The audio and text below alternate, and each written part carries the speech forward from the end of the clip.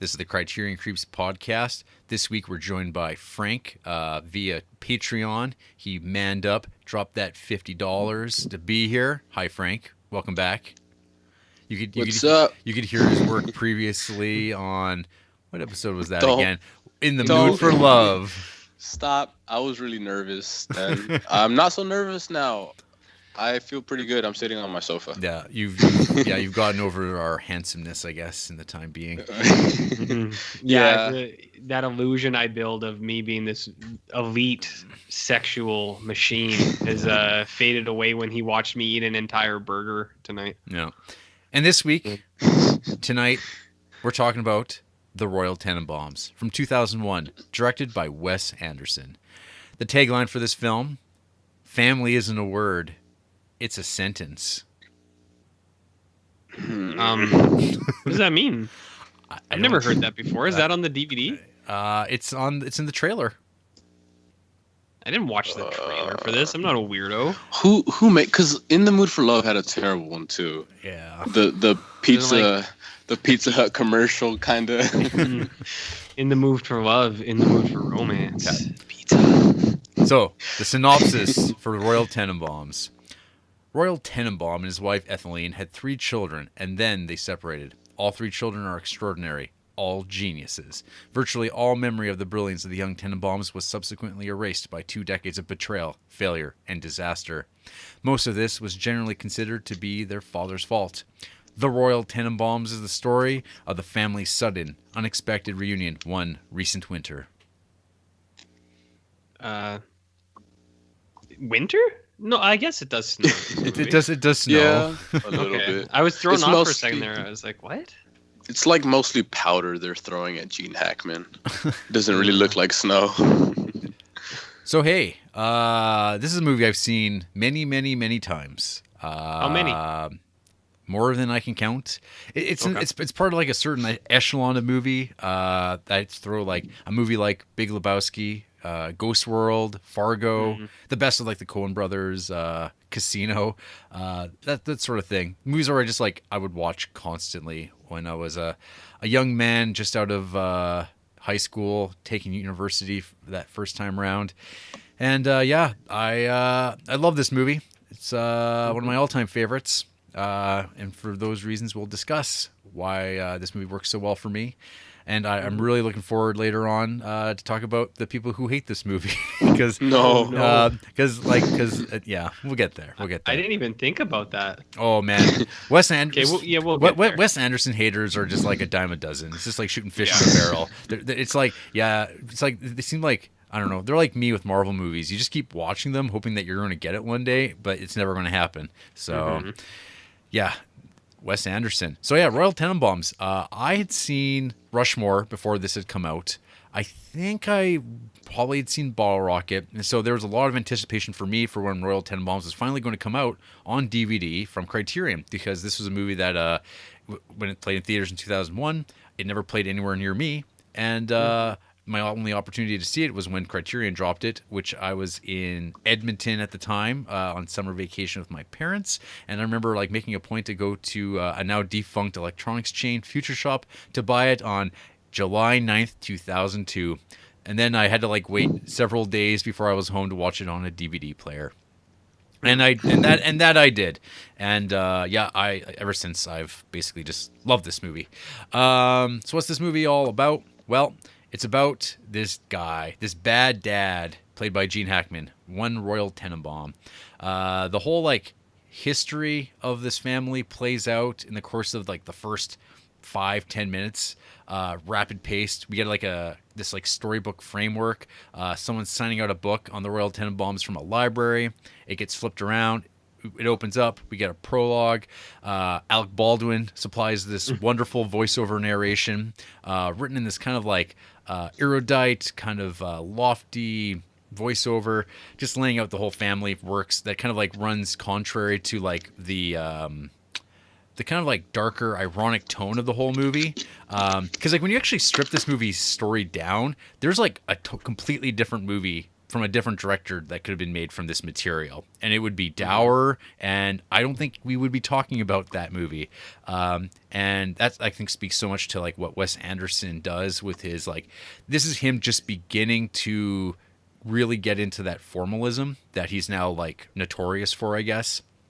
Because this movie, to me, still kind of resembles reality to a certain degree. It's like he's starting to get into like that fairy tale sort of fable kind of feeling that is here. Like the settings, the fact that this movie is set in New York City, but he doesn't want anything recognizably New York in it, so he has like street signs changed and like fake bus lines, fake cabs. Like he's replaced all these New Yorkian things, but because he wants to keep it still like, he wants that look of it and the warmth of it, but he doesn't want it to be like set in reality. And it's the beginning of that. And he gets crazier with that as time goes on with his future films. But this is like the last film I feel that like his foot is still like in reality. And it's like part of this, the camera work suggests that the way that things are shot, it still feels like, yeah, this like could be happening around the corner in my Upper East Side, whatever, New York community, wherever. I don't know New York. But anyway, so yeah, this is a story about this bad dad, disbarred lawyer, Royal Tenenbaum, who basically was run out of his family by his family. And he's been living out of a hotel for years, and he's broke. And he gets word from his inside man, the house servant Pagoda, who's still over at the Tenenbaum house proper. And he's heard that his wife is been proposed by the family accountant, Henry, played by Mr. Glover. And yeah, so this kind of like puts a fire under his ass about like, yeah, you know what? I don't want that to happen. I can't handle this. And so I'm going to ingratiate myself back into the family. And upon going to the doctor for like some like, I don't know, heart rate stuff, he kind of concocts this whole plot that he's going to be dying of cancer. And that's how he's going to get back in with the family and kind of smooth things over and perhaps disrupt his wife having some happiness and like getting over him. And then while this is happening, you have like the three stories of the kids happening. And they're all just messed up and dealing with their own problems. We have Margot Tenenbaum. I don't even know how to begin to describe her. She's got a lot going on. She's married to a psychiatrist, Bill Murray. She's kind of like been just trying to figure out what she wants to do with her life and be happy and failing at it, as we all do. We got Chaz, played by Ben Stiller, playing Ben Stiller in every Ben Stiller movie there's ever been. And that's okay. Okay. Yeah, like it works well here. I'm fine with that, but it's like one of those things where like you go back, like you get Ben Stiller drama mode where it's like I don't know the difference between him and like the Ben Stiller you get in like Meyerowitz stories, like when he's doing Noah Baumbach stuff. I guess like Greenberg was kind of a different type of character for him. He's a little bit more like full on neurotic and strange in this, where this is like he's still a family man trying to hold things together. Where does Happy Gilmore Ben Stiller fit in? See, we don't get enough of that. Well, I guess that's in Dodgeball, or is it Dodgeball? Yeah. Yeah, there you go. Keep going. So anyway, so we have him. He's dealing with his wife who died, and so he's kind of like, I mean, he's dealing with like post-traumatic stress disorder stuff. But in this movie, it doesn't feel like it's not that heavy-handed sort of thing. It's kind of done in this like way that a family would treat it. It's kind of like, oh yeah, he's dealing with some stuff. Let's just skim right over that, and like he'll figure it out. He'll snap out of it one of these days, but we'll have to deal with his like tantrums and his explosions. But I mean, that's what Ben Stiller's famous for. And then like, I guess you'd call the protagonist of the movie, Richie, old Luke Wilson, who's just disappeared, it seems, from like, I don't know, my neck of the woods of watching movies. I haven't seen him in anything forever. He was in Old School. that was a long time ago. Yeah. So he's the bomber, disgraced tennis star. Everyone knows him because like this is in a movie world where like people give a shit about tennis, and he's decided like the thing that's been holding him up is that he's in love with his adopted sister, Margot Tenenbaum. old Gwyneth Paltrow, and he's coming back after being abroad globally, sailing the seas, trying to find himself and escape his problems, and until he realizes, hey, this is what's making me miserable. I've got to go do something about that. And he comes back, and everything kind of like coalesces at the exact same time, where the whole family winds up back under the roof for the first time in 17 years. And hijinks ensue, and drama ensues. I can't say enough about, like, I love this movie. It's one of my all-time favorites. Say some more about it. I love it, RJ. I can throw it up to you guys, but like, the next thing I'll mention maybe is that this soundtrack for this movie, I bought this movie soundtrack on CD, I think sometime after it came out, because it turns out, I didn't know this, there's actually 2 versions of the CD that came out within a year of itself. And the first version didn't actually have all the songs. Like, it was missing the one John Lennon song on there, the Paul Simon song, me and Julio Down in the Schoolyard. That wasn't on that version. Fortunately, I had the second release that included those songs. Neither soundtrack included any of the Rolling Stones songs, which I'm sure RJ's indifferent to. But it's just the most overrated music that you can get. I like those Beatles songs though. Yeah.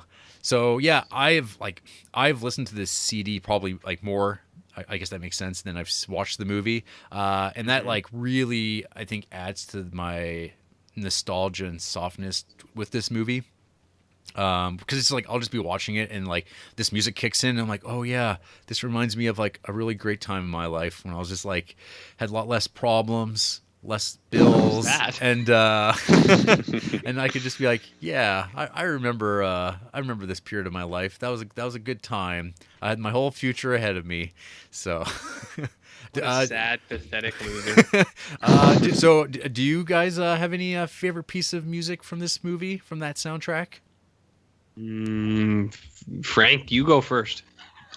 I don't know the name of the song, but it's the bus scene. Margot getting off the bus. Nico, These Days. That's the song I get stuck in my head every time I watch this movie. It's to the point where my brother, he's like, "What are you even singing? Where do you find this stuff?" And it's that song. These days. I think for me, Jer, it would be Elliott Smith in that the big scene. We'll get there. It's actually, though, the thing about that for me is I don't actually like that Elliott Smith song that much, but just hearing old Elliott, I was like, hey, because I knew Elliott Smith was in this movie, but I couldn't remember what song it was. And then when Needle in the Hay was playing, I was like, oh, that's the song that they use in this scene? I was like, weird. Because I had seen the movie, and then a couple years later, I got really into his music, Jarrett, when I was like finding myself. Was that after he killed himself? Oh, yeah. Yeah. Okay. I started listening to him like, I don't know, maybe 10 years ago.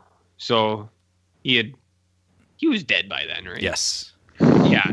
Like I know from Good Will Hunting and this, but I don't think I actually, when I had like a bunch of his CDs and not just stuff that was used in movies. But anyways, keep going about things that you were talking about. Okay. I guess the other thing I would throw out to y'all would be favorite character. For me, I would say Eli Cash, played by Owen Wilson, who co-wrote the film with Wes Anderson. And I guess it makes sense that he would give himself such A material, considering he's just a fringe character. Because he also co-wrote Rushmore with Wes. And he's not in that movie, which is a bummer, because they've been pals since back to the Bottle Rocket days. But yeah, Eli Cash, man, it's like every scene he's like, this is B character, and I love his character so much. And it's like, because it's like, again, we've talked about in other films in the Criterion Collection where it's like drug addicts and people who are like on the fringe. You can think about how those movies present those characters, and in this it's just like, oh yeah, no, his life's falling apart, but it never like really feels like it's like derailing the movie and becoming about that. It's just kind of like, oh, he's on drugs, and it's like not until the very end that he does something that actually like causes like property damage and animal death. Yeah, Wes Anderson hates dogs, which is weird. He's got an agenda, RJ. Yeah, I'll talk about that later, but just to go off your Eli Cash, I really like his denim paintings. All the guys in denim in his paintings, and I also I agree with you. I think he's really good when he's talking and he's like, "We all know Custer died at this place, but maybe he didn't." But it's like I think it's presuppose. Presuppose. That's like where I first ever heard that word in my life. I think when I watched this, it's like, well, everyone knows Custer died at Little Bighorn. What this book presupposes is maybe he didn't. Maybe he didn't. Yeah, I have so like it's very good. Sorry, Frank, you were gonna say something. Yeah. Was it the interview? He's just Wildcats. Well, it's Just looking into the distance. I have it here. Wildcat was written in a kind of obsolete vernacular. Wildcat. Yeah, no, and it's, okay, I'm gonna go.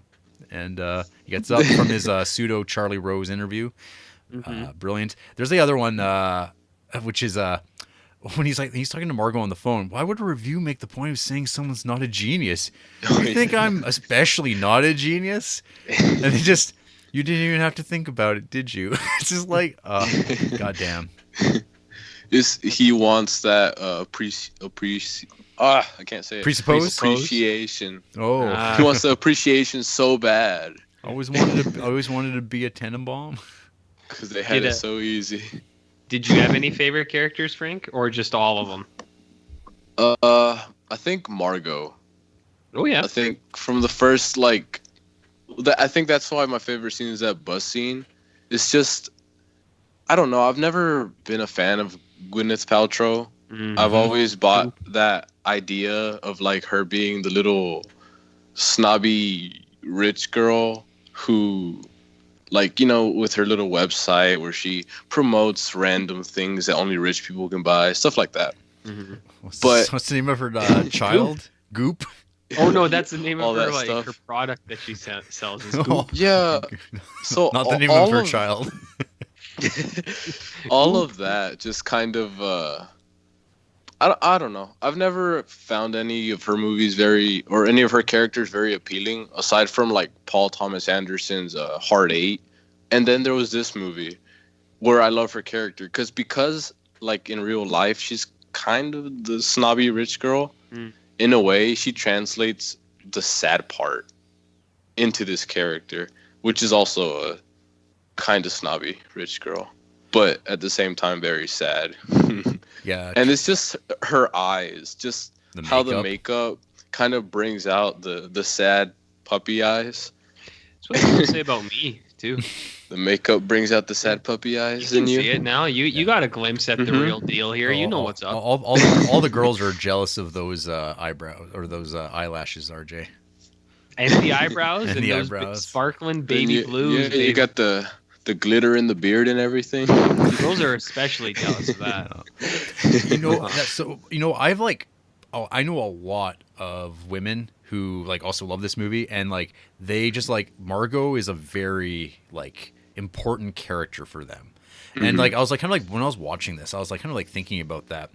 It's like there's like certain elements like the way she dresses, like it's kind of like this vintage style that like is still pretty popular. But like there's also like the way that I guess like Wes Anderson and Owen Wilson with Gwyneth Paltrow, the way they nailed this character in this movie, like she isn't like there like for the usual reasons that this character is. Like she's fully realized. I think she has goals. She has this like real sadness about her, and like the way she's treated by people. She has like, this whole secret life of things that she's doing, but she's doing it because she wants to be noticed, and nobody gets her. And like there's certain things that she denies herself, and she's just kind of going along to be liked by people. And because she was always thinking about other people and like never thinks about herself, and that's why she's always sad. And I don't know if that might not even be the right interpretation of it, but I think there's like such a complexity to her that I find that like I don't know if a lot of movies have a character as like realized as Margot Tenenbaum. Oh yeah, and I'm a huge feminist. Like I'm not afraid to say I think women should run the world, kick us guys to the curb, in all honesty. And so like to see. Because I've always heard complaints of like Wes Anderson. Oh, he writes only white males, like in a way, that makes sense. He is a white man. How is he gonna write anyone else any better? But then he writes characters like Margot, who she's white, but she's also a woman. And like you said, all the complexities of how she goes about hiding the things that she wishes people would notice, despite, like, I guess because she wants people to dig deep, right? To really try to get to know her in a way when nobody does, because everybody's off with their own problems. That's a good point. I like the way you put that, hiding the things that want to be noticed. Yeah. Yeah, it's just like all of us, man. I know Jarrett's got secrets. Lots of secrets. Not good ones. Yeah. RJ, your favorite character? Who, me? I have one for sure, but I will give an honorable mention to my man Bill Murray playing Oliver Sacks. Yeah, which I love so much. Oliver Sacks actually came to our university once a couple years ago. He did. So I watched this movie before I knew about Oliver Sacks, but after when I was doing my psych degree, like it comes up, he did a lot of like neuro disorders and things like that. So I love his delivery of certain lines, like when they first introduce him and he's getting Dudley to do that puzzle, and he's like, "Where are you gonna put that red one?" Yeah, like stuff like that. I love that so much. But to be full honest, and it's probably the easy answer, but I don't think you get better than the main man himself, Gene Hackman, Royal Tenenbaum. I've mentioned on this show before many times, I miss Gene Hackman. I wish he was still around. I wish that Welcome to Mooseport wasn't the last movie that he would leave on this world. RJ, you're stealing my notes. About Welcome to Mooseport? It's like, no, I wrote Gene Hackman. I wish the Hackman had stopped here instead of doing Runaway Jury and Welcome to Mooseport as his retirement film. I know it bums me out so much, but I know that he said stuff where he felt that he wouldn't do a good job in this role because he didn't really... He turned it down initially. Because he didn't really like Royal Tenenbaum, and he was like, I don't think that's me. But I think there are certain aspects that I can see, like I don't know, the dog fighting probably. But there's things with him that I love so much. His delivery of lines, like how blunt he is when he talks to people. But the biggest thing is, like, I don't relate to anything more than him hiding in the closet, eating cheeseburgers, drinking martinis, and smoking darts. Because you guys just watched me eat a burger in my closet. So I love that. I think everything about him, I think, is so him eating his smooth. he's eating hamburgers because he's got stomach cancer. Stomach cancer. It's hilarious. Yeah, like everything about him, like I think he comes off so cool that I don't know, maybe that's me. It's just the ideal that I hope to be. It's like, man, I wish I could be Royal. Casually racist? Yeah. Destroyer of families. Right on.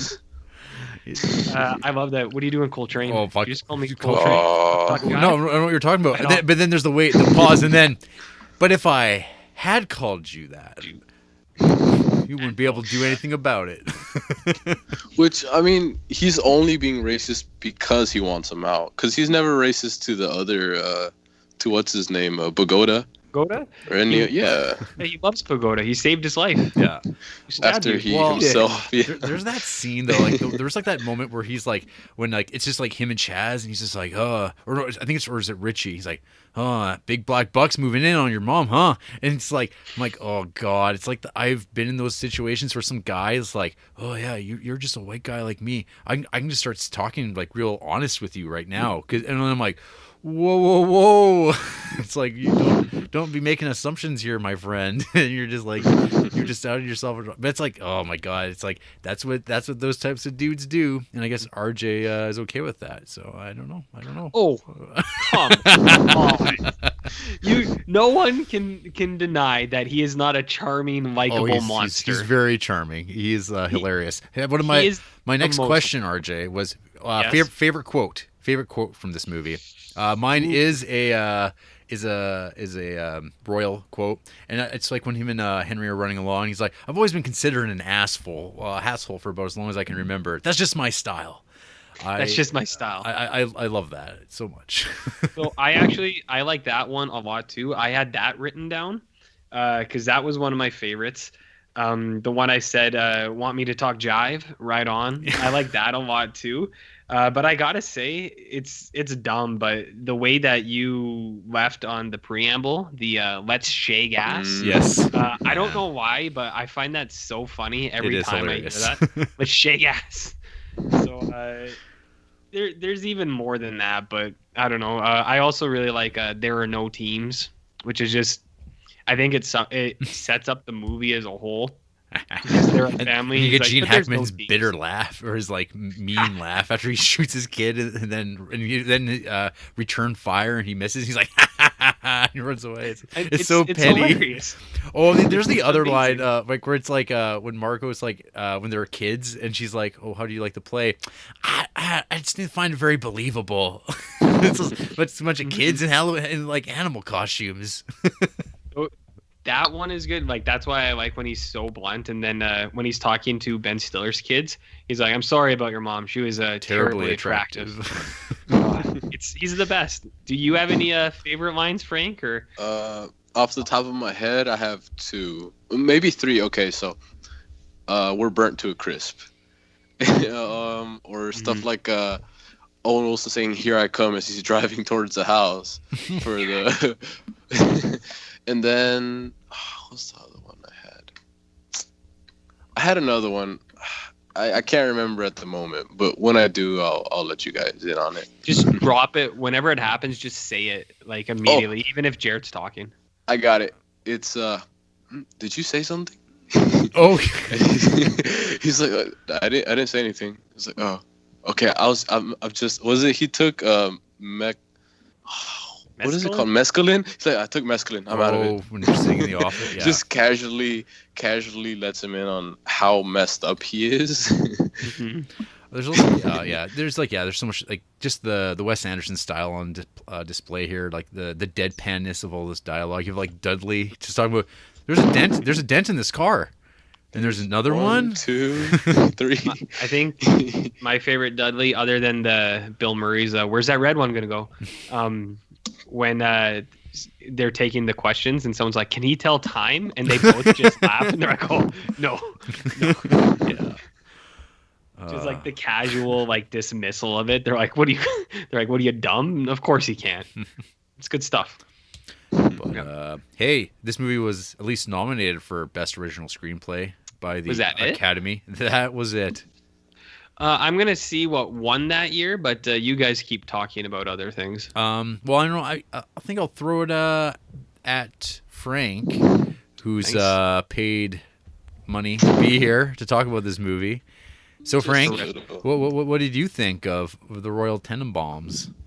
A real 1-star affair, I think. Pretty lowbrow, hey? No, it's a 5-star affair. Obviously, it's everything that Wes Anderson like. It's the best of what Wes Anderson has to offer in many ways, and like, I think it's his best script, definitely. Like, just the way every character has their background, has their motivation, has their, like, even the minor characters, even the kids. Even Uzi and Airy, yeah, Pagoda. like just every like you always see this. I don't know. He always has Margot and Henry stand next to each other, and like as I was watching, I realized that there's one scene where she's actually reading the book that he wrote on accounting. Yes. Yeah, and like, without them even speaking to each other, they kind of have this little friendship just on screen without words. And like, just things like that, little details that nobody, like none of these other directors who use comedy or try to be whimsical in any way can really get. Like Roman Coppola, his future collaborator who like tries to do this type of thing. Even like Noah Baumbach, but I think he's kind of figured out his own With vibe. the mumblecore stuff kind of thing. I don't know if he's mumblecore-ish because his stuff's pretty slick. And he's got like, I don't know. Yeah, he's kind of like, I mean, he went down more like the Woody Allen path, whereas Wes Anderson I think is like more interested in like film, like as like Ozu would be, like in like trying to like make like he's like I don't know. I always think of Wes Anderson in some ways, and like him and Tarantino are very similar, and like they're really in love with cinema and like just trying out stuff, but they have such a style of their own. And I think Noah Baumbach, though, I mean, he just basically is making Woody Allen movies in some ways. Like, but they're good versions. Like, I like Noah Baumbach movies, but because I always link him up with this type of material, like this New Yorkness, like the Squid and the Whale. Just always like, I think of these movies as kind of like the same idea of like you're aloof kind of New York parents and like kids who are getting messed up by like academics and like professionals who aren't really, they have an idea of what kids should be, and they just wind up like neuroses. Yeah, totally. And then when I saw what's his name, Seymour Castle as Dusty. Oh yeah. I had recently watched Rushmore maybe about 2 or 3 months ago. Yeah, you kind of went on a Wes Anderson kick at that point. Yeah, because the only one I hadn't seen was Bottle Rocket at the time. So it was free to watch on Vudu. Mm-hmm. So I decided to play it. And then I had to rewatch Rushmore. And I had already rewatched this one. So Royal Tenenbaums I've seen 3 times total, counting today. So I haven't had as much, like, I haven't been able to see it enough times to where, like, I can know all the little, like, intricate details of it. I've noticed a few things here and there, but it's something that it's so filled with little things that I know you guys, every time you guys watch it, you guys still see the new, like, something new in it. But yeah, and this is something that I've always thought about, like thinking about this episode when we were gonna do it, because my favorite movie by Wes has always been Moonrise, which I know is like bottom of the barrel for you guys.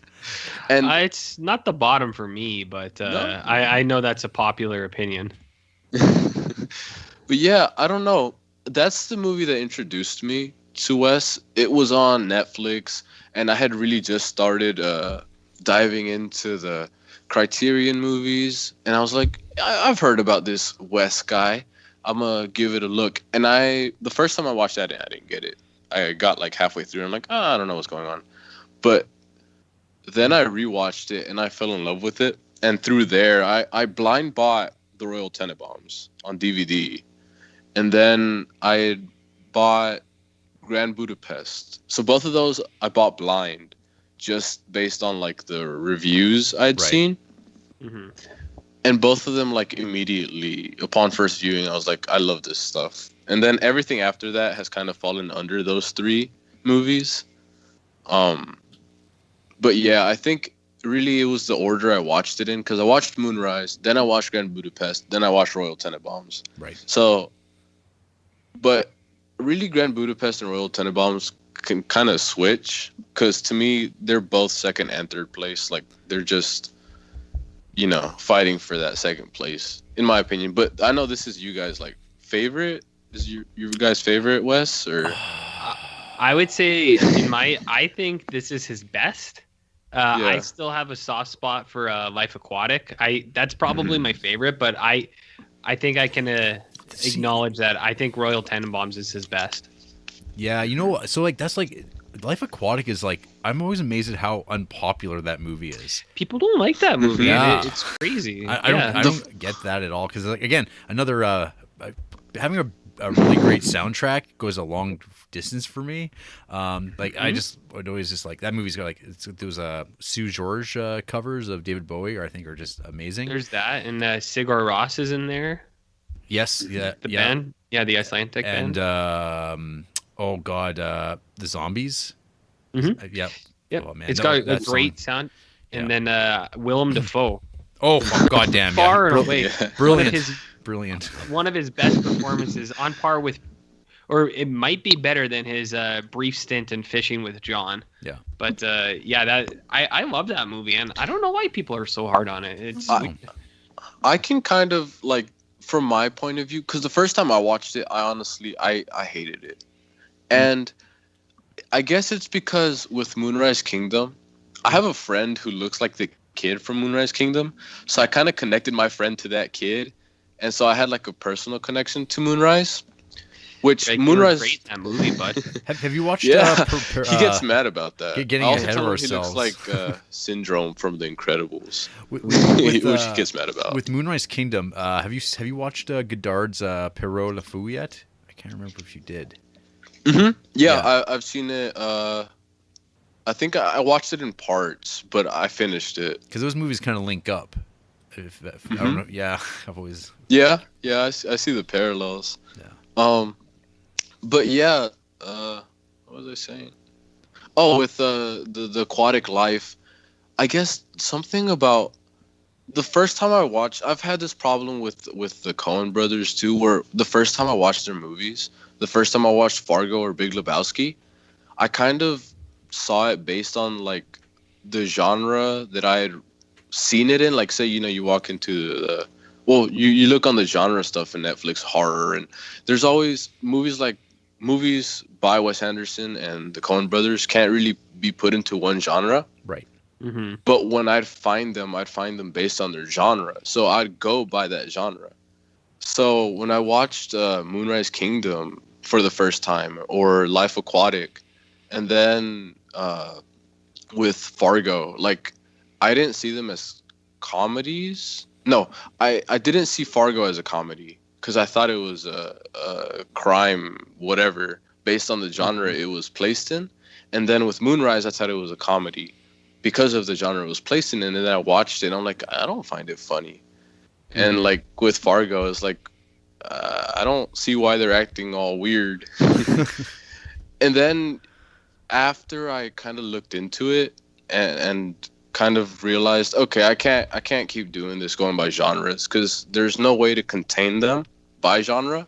And I just watched it as it is, and I love it. So Fargo now is like for me, it's still a 4.5 because of that initial setback. But stuff like Moonrise and Life Aquatic, I really bumped up there because after I pushed aside the idea that they're genre movies, it just, everything like fell into place, and I could see it as it was meant to be seen. Right. And that helped me. So Life Aquatic was really, before I'd seen Bottle Rocket, which I think is my lowest one, which still isn't bad because it's still like a 4-star movie. But Life Aquatic was my lowest, just because I didn't feel I could connect to Bill Murray's characters or any of the other characters in any way. I felt they were all just really stuck up and kind of annoying, which I've seen in the reviews. But then what's that?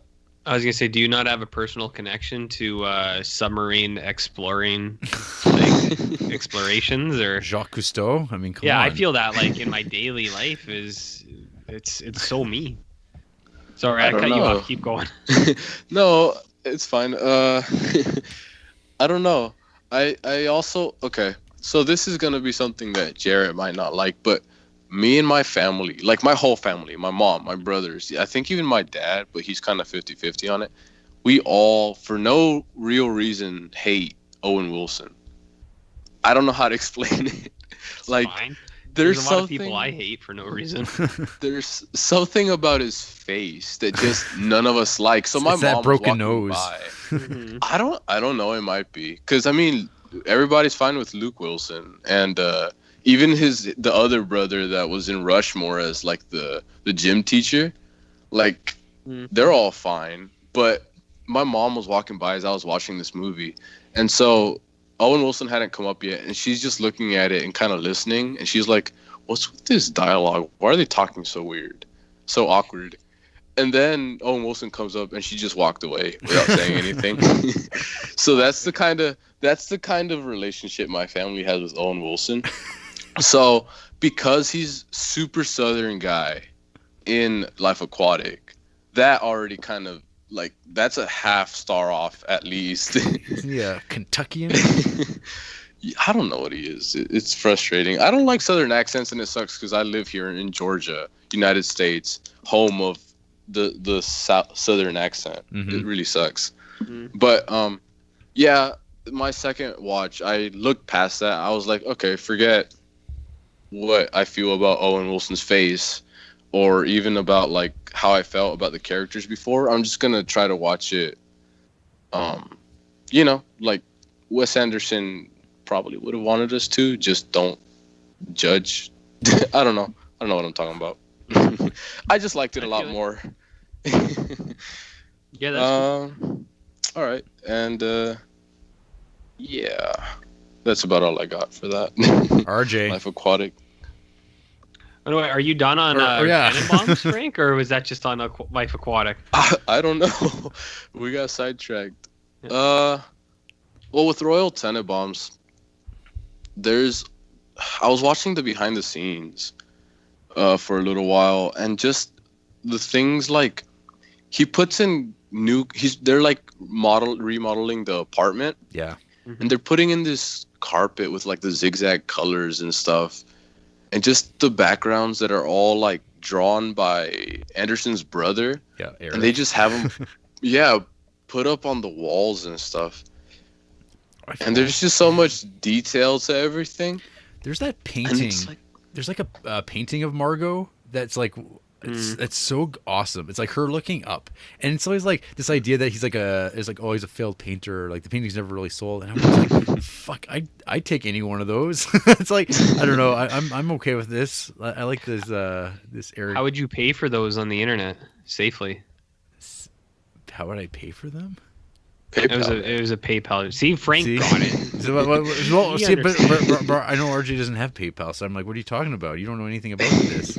No one uses that broken ass old technology. Yeah, you're all about cryptocurrency. I know. Yeah, hit me up with your garlic coins. Yeah. Anyway, Frank. My last thing, I was always wondering, like, she has a fake finger, so why doesn't she like hide a cigarette in there if she's so secretive about, like? That's a good point. Maybe she did.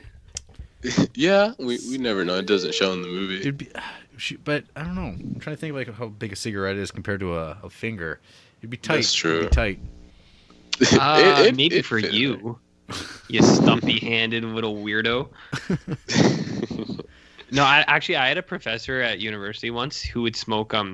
He was big on how he went to Europe all the time, and he would smoke these European cigarettes. And I swear to God, these darts were like 1.5 feet long. And in between like the 3-hour classes, he'd always go outside for a smoke, and we would just like I would see him, and it was ludicrously big. It was comical. That's how huge his fucking thing was. So she couldn't have one of those. It's more for show than anything else, I think. Yeah. But I mean, smoking looks cool on film, right? Because I mean, that's what Margot is all about. She just looks cool all the time. She has the big fur coats and the cigarette and the fake finger and the heavy eyeliner.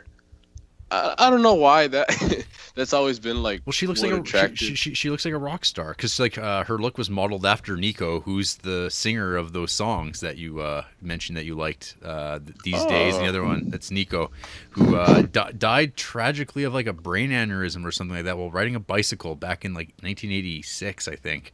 So I've been there. Yeah. Yeah, and I think okay, last thing, and then I guess we'll pass it to RJ because RJ hasn't talked about anything yet. It's okay. Yeah. People don't care what my opinion is. I feel like Ben Stiller is the only out of place guy. Which now that I think about it, it's weird how a lot of these actors after this movie never came back to work with Anderson, because Gene Hackman, Ben Stiller. Well, Ben Stiller worked with him again. Gwyneth Paltrow. No. Luke Who are we Wilson talking hasn't about? come back. But actors that are in this movie never come back to work with Wes Anderson. Yeah, like Oh. people always Owen say Wilson that. and that was the last time that they worked together. But then What about Danny Glover? Mm-mm. No. He didn't come back, right? Pagoda. Yeah, and then Pagoda. Seymour Cassell. and then Alec Baldwin Big never. Big Bill. Yeah, Bill but Murray I feel like is about it. there's more actors that like never came back to work on another Anderson movie, and there are those that did. And there's no Jason Schwartzman here either.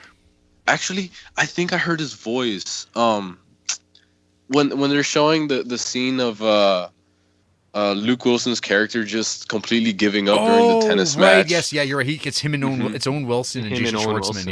Yeah. Right. But that's what I'm saying. Like, a lot of these actors don't come back in this movie, from this movie specifically.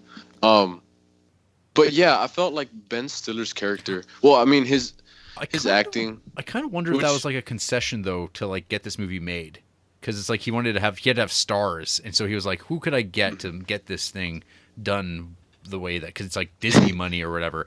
So it's not that these actors didn't want to come back; it's that he just didn't want them back because he only needed them the one time. What? Maybe, or like they're just not available, because I think even like getting Gwyneth Paltrow and Ben Stiller together at the same time to make this was like a tight shoot.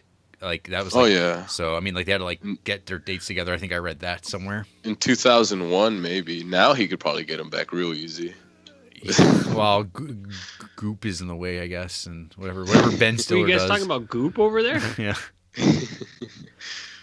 That's all I had. I didn't have any follow up to that. Hey, RJ. I guess the conch. RJ. The conch goes to you. Why do you hate this movie?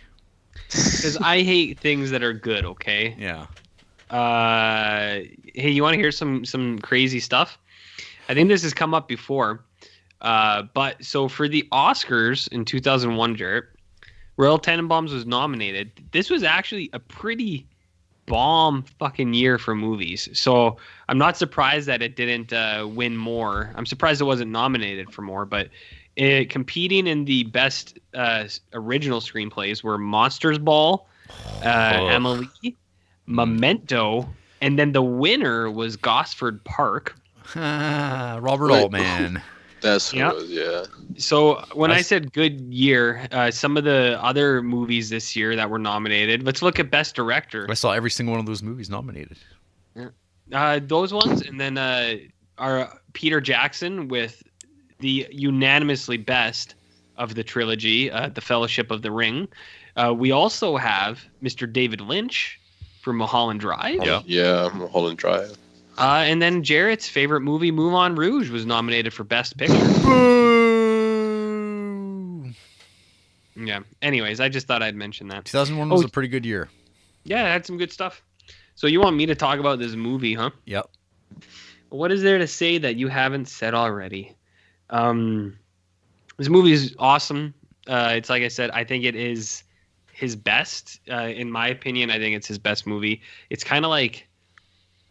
to say something really dumb and stupid, it's like the greatest hits of Wes Anderson, because I think it's all his best parts, but not a lot of his worst or his bad qualities that he puts in movies sometimes. I think that it's never too much or excessive. And I think that comes out in a few ways. So I know like what you were saying, where he still has a foot in reality. Like I think that really does ground it. And make the story more like you can invest more into it, where his other ones, they do have that quality to them where it's like larger than life almost, because it's so decadent. Like Grand Budapest, I think, is so like, not that it's over the top, but it is, when you're watching it, you're like, this is like make believe. This is a fairy tale. And it kind of, I think it kind of restricts how much you can get into it. For me, it does, at least. Where this one, I think it definitely has a lot of fairy tale qualities. The one that I like the most, I think, is the mouses as like chapter bookends or chapter markers for the movie, where like whenever they do the new chapter in the book, and then they have that sequence, but then they also have the setups in between scenes where it's like the Dalmatian mice kind of moving around one of the the sets, and that's where the story is going then. Well, it feels like a kid's story. Like it's Yeah, such a strange thing when it's like this movie that is like it kind of has like a children's story vibe to it, but it's not. It's like a children's story for adults. Yeah, exactly. So there's that quality to it that I really like, and there's certain themes that I think this movie really shines for.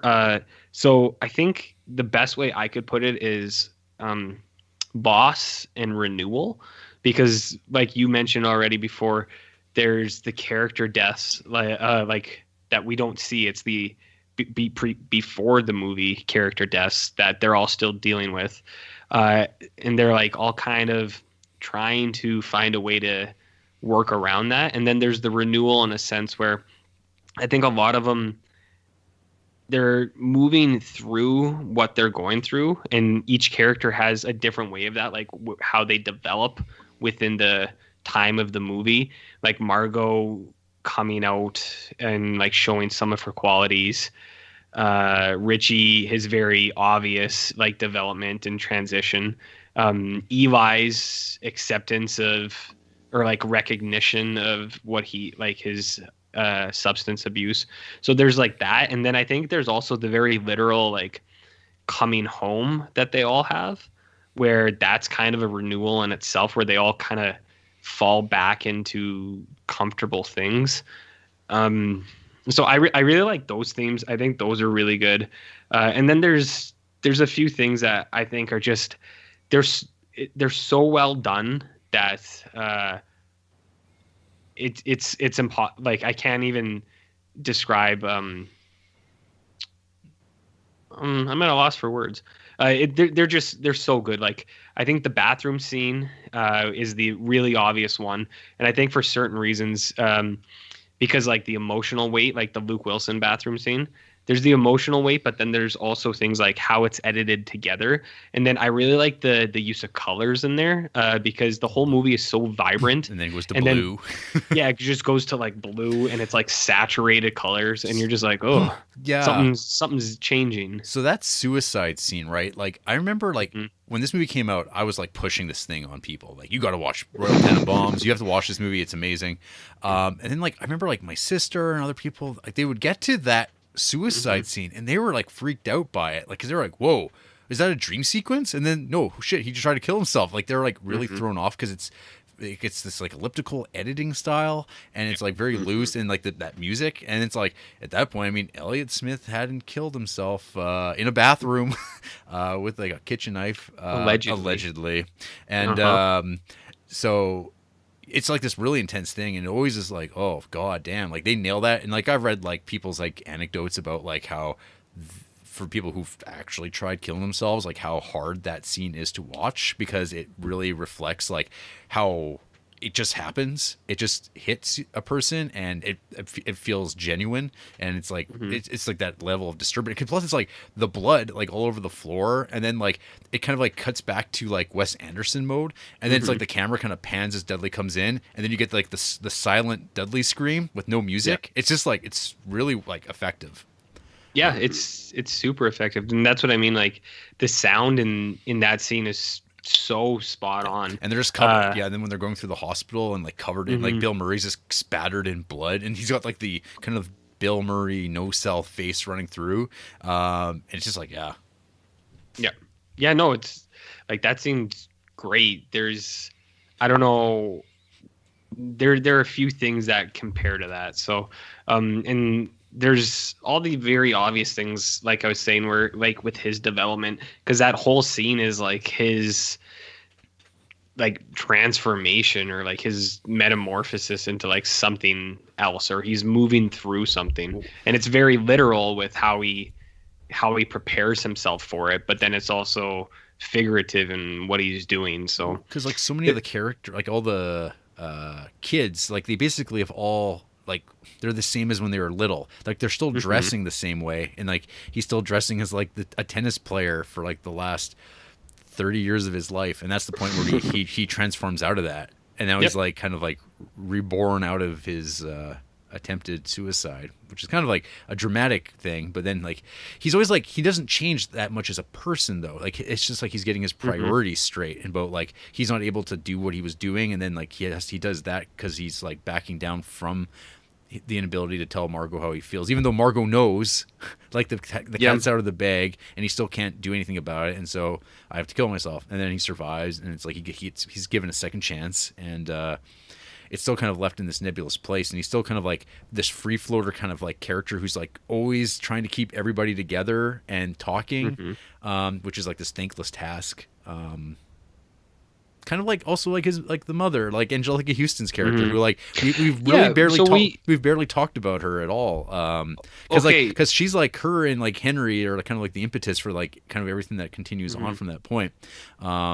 Before you get into it, I just got to say I think Angelica Houston is like the pinnacle of like momdom for movies, because there's so many like she's amazing in everything she does, but I don't know if I've ever talked about it before, but I hate her. I hate her in Darjeeling Limited, though. That's fine. Yeah, that's fine. I think she's awesome, like in The Witches and in this. But the one thing that always, whenever I see Angelica Houston, it just makes me think of 50-50. Did you ever watch 50-50, Jarrett? No. With Jarrett Joseph Gordon-Levitt? I've seen it. That's a good movie. I think. Okay. So I really like that movie, and she is in that, and she plays her role like so fucking good. You feel so bad for her in that thing, because she's like the mom trying to help but like can't. There's a scene in that movie, Jarrett, where Joseph Gordon-Levitt's really scared and he calls for her, and it's just like, man, if you don't cry, Jarrett, you're a real piece of shit. So do you have anything else to say about Angelica Houston? I have like one more note and then I'm done. I love there's like she has like very small scenes compared to like Gene Hackman in this. I guess they didn't. Another trivia fact: they did not get along. I guess on set. I believe she slapped him real hard at one point. But there's like the thing where it's like after Royal like no sells Margot's play, and she says good night on her birthday, and she goes to her room, and Angelica's like coming out with like the cake, and she like sees her daughter leaving and just stares at her husband. She's like, you fucking piece of garbage. She's the best. She's wicked. I like Angelica Houston a lot. So two things, Jared, before I go. One, Wes Anderson hates dogs. I don't care if he made a movie that's called I Love Dogs. Yeah. He hates them. Why does he kill the dog in every movie? But that's why he made I Love Dogs, to make up for that dog hate in the past. It's possible. But then again, like those dogs end up with like missing limbs and stuck on a trash island. And Yeah, Wes Anderson hates dogs. He's a weirdo. Oh, but also, I discovered something more horrifying, which I'm sure you both knew already. Oh, I actually, because I saw you alluded to this on your review, and I was like, what is he talking about? And then I was like doing a little bit of quote unquote research for this as we were getting ready to record, and I was like reading this thing about the fate of Mordecai the First. Mordecai the Hawk. So I never knew this before. Apparently, Wes Anderson said that you shouldn't fly birds in New York City. It's very difficult, and he doesn't recommend it. So what happened was, halfway through filming this movie, they flew Mordecai off, and he never came back. And somehow, some fucking guy kidnapped this bird, knew that it was a Hollywood movie bird, ransomed the production company to get said bird back, and Wes Anderson and company just said, yeah, we'll just get a new hawk. And then they just proceeded and they wrote it into the movie. I have so many fucking questions about this. How did that fucking guy, first of all, trap this hawk? Second of all, how did he know it was a showbiz hawk? Third, what was his plan in ransom?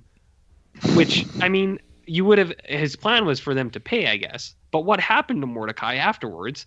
And also, Wes Anderson and company, it's like, what did that guy want? Like $100 or something? Just go pay that guy and get that fucking bird back. He might have wanted like a fortune. Like he might have wanted like, I want $25,000, and they're just like, no, like it's not worth it. It's like Because Well, what are they realize going to that, do? I mean, at the end of the day, I guess they assume like, well, they're just, like, we don't pay him. He's just going to let the bird go, I guess, or like keep. Like, keep it. but it's weird. But it's like, when the police get involved, isn't this like property theft? Like, even if it's like, well, I mean, in this world, animals are just property, right? But so But it's like, then they did give up on it. yeah, So, I don't. Yeah, it's that's a baffling bizarre. tale. because he might have not come up with the idea for the ransom until he saw like this giant crew of people all running after him over the hawk. Hey, So it's protect like- that bird. Yeah, that's.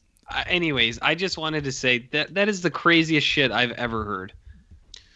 I guess one last thing that I was thinking about when you were saying, like, talking about the themes of the movie, which is something that, okay, I forced my little brother to watch this with me because yesterday he forced me to watch a Kevin Hart stand-up. Oh, good. Which I hate, but whatever. I did it for him, so he had to do this one for me. And so we're watching it, and in the first like 10 minutes, he was like, "Why are the kids acting like that?" And I just kind of, I told him, I was like, okay, so in this movie, basically, children are adults and adults are children. And so the more I think about it now, it's like it's true. All these adults are basically just big kids, like they. But when they were kids. Yeah, when they're kids, they're all adults with their own businesses, and they peak at that young age of like 9. Just like and then it's all just downhill from there. That's a really good point. It's like the Baylog dynasty. Hey. We do other things. But there were such higher hopes for you all. Well, guys, for the kids. Capture hawks from people's film sets, and Not recently, but they're down in hostage the stuff. country. There is a hawk infestation, and they dive bomb your head, and you got to be careful because those fucking talons will go right in your head. You gotta be on edge. I'm not making that up. I'm being 100% serious. Hey, Jarrett, you know what I was really surprised at? Your favorite line wasn't "you made a cuckold out of me." Oh, I took a photo of it. I don't believe me. Put that up on the Instagram, baby. It's part of the Criterion Cuckold Collection, where that it's like how often that word pops up. It's like, there it is again. There it is again. Beta cucks coming in hot. Poor Bill. I guess another little thing is just how people just look out the windows and just always happen to see something in this movie. Like Royal seeing Owen Wilson's character, and just how whenever what's his name? Whenever Luke Wilson comes home, everybody's outside except for Chaz. He's just up there looking at him down, like up from the window, stuff like that. Oh my God! Yeah, the shot of Owen Wilson looking up as another brilliant line that I've thought about like forever. I know you, asshole. And Owen Wilson looks up and just the hand up to the sky. Fuck! That is the episode image. If you just for a heads up. There's too much to talk about with this movie. I just realized, I'm like, there's all the things I've got here. Like, there's all like the callousness of Royal Tenenbaum, and like, and just like his relationship with Chaz, which I mean, that's like an entire movie in itself. Like that whole the dynamic of him trying to like win back his son, who he's treated like garbage. But then he's like talking about his like, well, yeah, we got someone buried in there too. Oh, who? It's like my wife, and he's like, oh yeah, we can swing by there too. And then like when they're at the grave, he's like, oh, we got another body around here to go check out or whatever. It's just like, Jesus. He just picks up the flowers from his own mother's grave. Yeah, just like, here, take this. Yeah, I love it. I dig it, man. It's real. Yeah. Some other notes here. We got those like sweet 70s zooms, where the camera just goes the hard camera smash, like that. That is like stuck in my mind. Like when it's when Royal's yelling at his grandkids, and it like smashes on him, and then it cuts back to them like being called to attention on the like the monkey bars or whatever. So good. And yeah. So have either of you read J.D. Salinger novels? I have read Catcher in the Rye. Okay, and Frank. No? I don't read books. I'm too young, man. So you should have read. The only one I read, Jared, is Catcher, and I think I was too old. I read it when I was like 26 or something, and I was like, I'm not on board with this shitty ass teenager. So I think that's what everyone says is like, it's like, well, yeah, it's a coming of age thing. When you're young, you really relate to it. And I was like, I don't know. Well, see, That's my hot take. Well, I mean, whatever. I don't think that of that book very often. Other than like old Holden Caulfield is like a real sad bastard.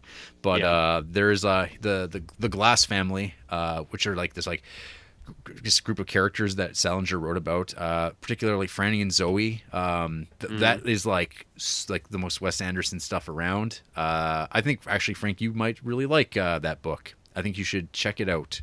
I think it might fit into your aesthetics of Wong Kar-wai and Wes Anderson stuff. I think this might fit right into that.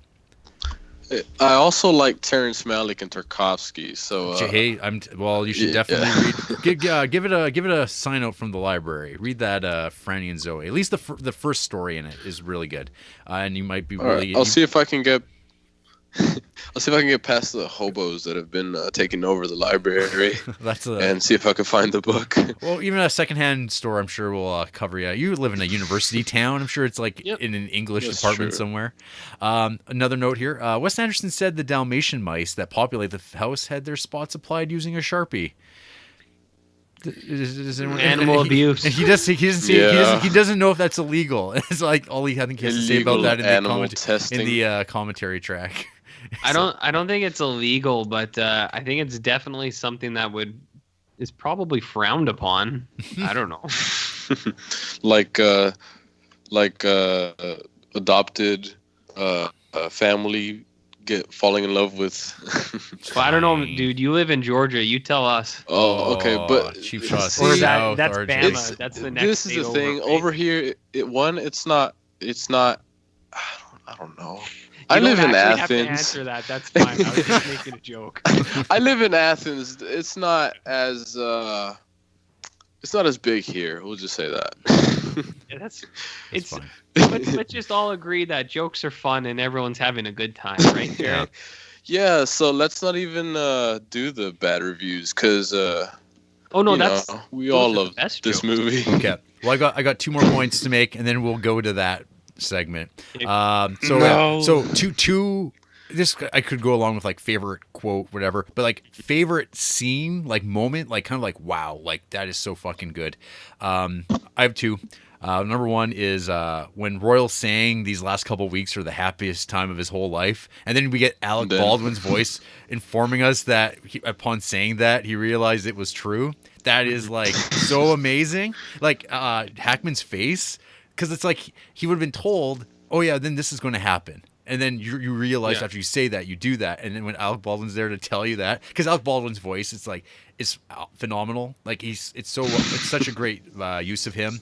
And then the other bit that like I just think is like so well done is just like the Margot and Richie in the tent listening to the Rolling Stones. That whole exchange.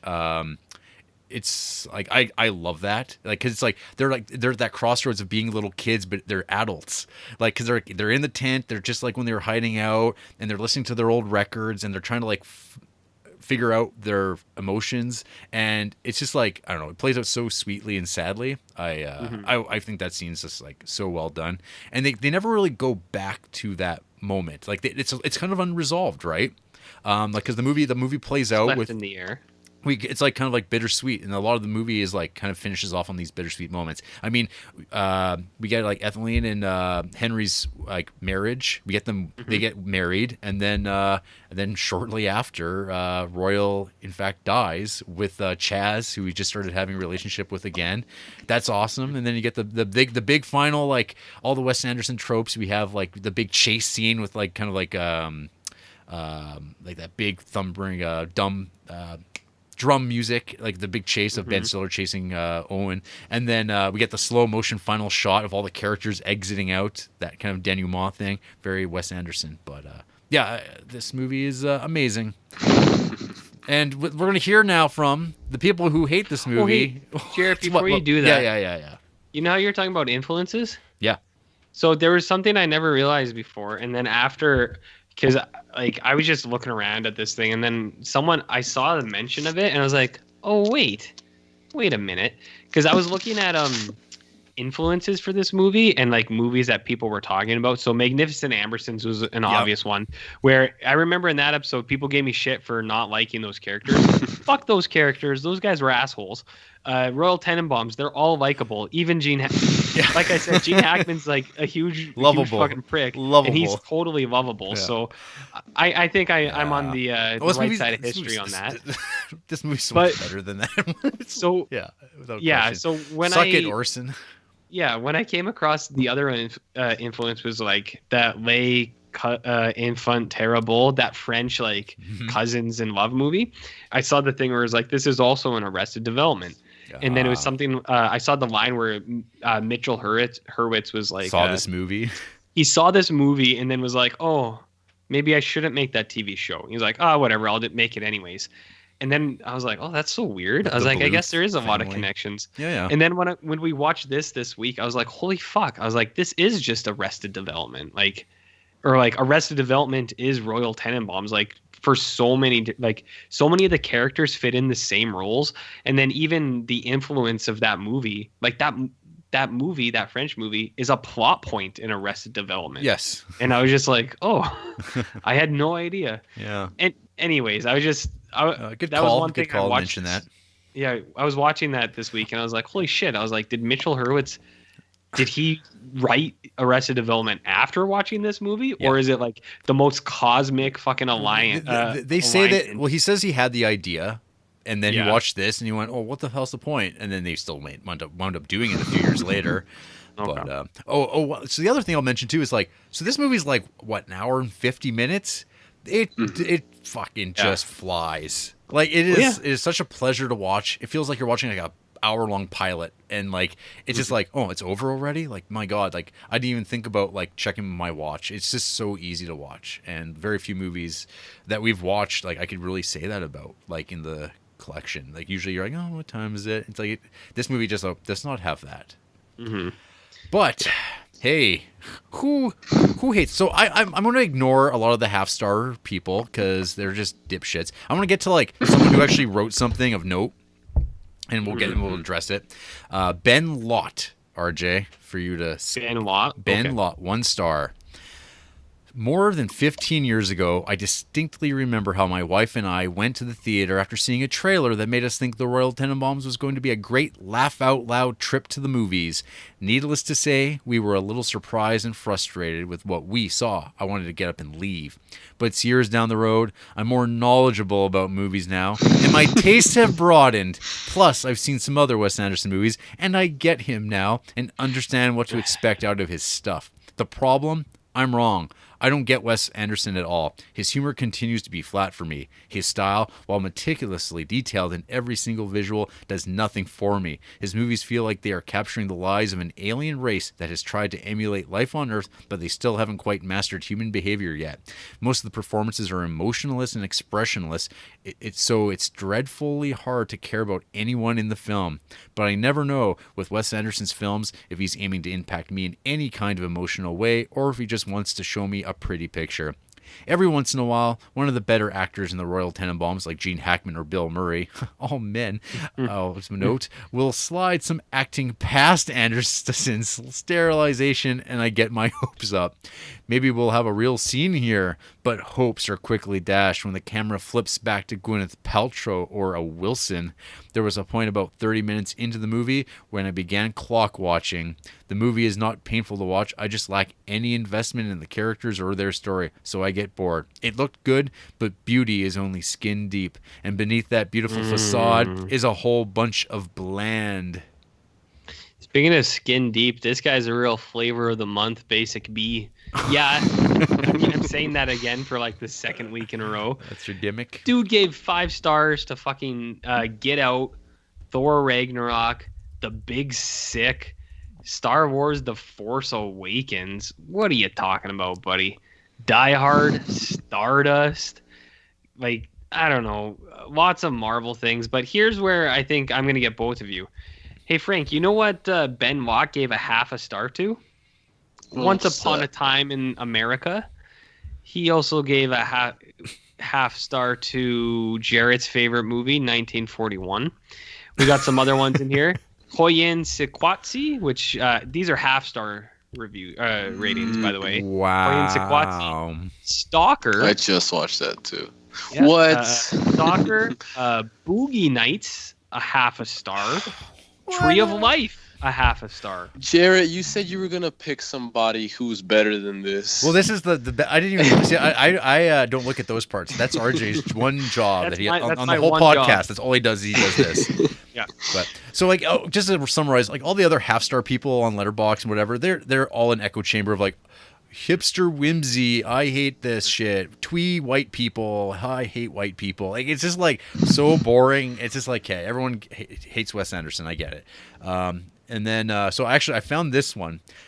This is from Amazon.com. This is a 2 out of 5 star review for the DVD from 2002. So who cares? But I just want to read this from Wayne Klein, who's a top contributor for classic rock music reviews on Amazon. Hall of Fame, top 500 reviewer. Wes Anderson and Owen Wilson clearly have watched Nashville, if not the entire body of work of Robert Altman. Altman's films have a hit or miss quality. They are either marvelous, inventive, and groundbreaking, or hopeless messes full of arty pretense. Clearly, the latter group was an influence on Anderson and Wilson. It's pretentious and precious all at the same time, and the worst part is the makers of the film knowingly wink at his as if somehow will benefit by participating in this inside joke. Whatever merits Rushmore had, and it did have quite a few despite a stodgy structure and predictable, uninvolving central character, doesn't translate to this film. The cast are all very good, and it's clear why they took the roles. The characters are eccentric and rooted in their own corner of reality. That's the type of character that attracts Oscars and Academy attention come awards time. That's also the same problem with the film. It's a meandering mess full of predictable plot twists and outcomes. The cinematography is one of the few standouts in this boring mess. The selection of music also works to offset some of the tedium. This isn't a horrible film, just a self-important one. What's most disturbing is the way a lot of critics and audience members, usually those that feel they have to get the film, otherwise they're not cool, were sucked into this large, empty canvas. These are the same types of folks that would have gone to see Deep Throat in the 70s and pointed out its virtues. So this movie's like pornography. It's a pity as there are far more deserving films coming from independents that are virtually ignored. I'd recommend Rabbit Proof Fence instead of this meandering waste of time. By the way, in calling it a waste of time, I mean that as a compliment. What? What does that mean? I don't know. I don't know. That doesn't. He doesn't make any sense, Jarrett. I know. A waste of time as a compliment. Come on, buddy. Come on, buddy. Here we are. Yeah, here we are after that fucking depressing shit. I wanted to pull a Luke Wilson while you were reading that. Wow. Like that. Wow. What happened to Owen Wilson? He had a breakdown a while ago. Remember? But he's never come back. Where is he? He probably retired, And like look, Gene Hackman. They're all gone. It's just Wes is left. They're all... Yeah. Yeah. The doomed Wilson family. I don't know, man. Mm-hmm. I don't know, man. Anyways, that's it, I think. Yeah, I'm pretty confident that's it, Jarrett. Okay, then. After the break, RJ's going to die saving Frank and I from a sinking battleship.